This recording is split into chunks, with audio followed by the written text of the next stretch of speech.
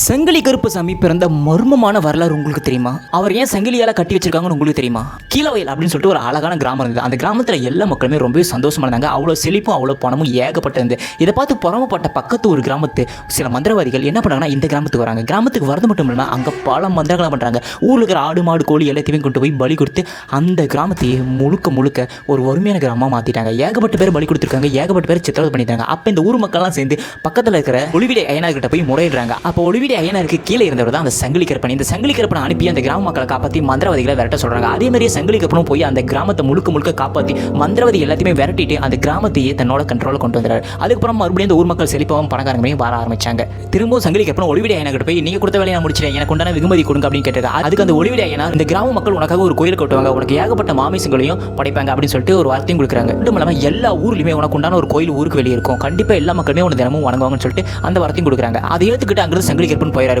மறுநாள் பார்த்தீங்கன்னா அந்த ஊரில் வர கிராம மக்களோட கனவுல வந்து, எனக்கு மிகப்பெரிய அளவில் கோயில் கட்ட வேணாம், ஊருக்கு வெளியில் சின்னதாக ஒரு கோயில் கட்டுங்க, கூரை கூட போட தேவையில்லை, என்னோட உருவத்தை மட்டும் நீங்கள் வச்சு வழிபட்ட போது உங்களை எல்லாத்தையுமே காப்பாற்றுவேன் அப்படின்னு சொல்லியிருக்காரு. அதுக்கப்புறமா கட்டப்பட்டது அந்த சங்கிலி கருப்பன் கோவில்.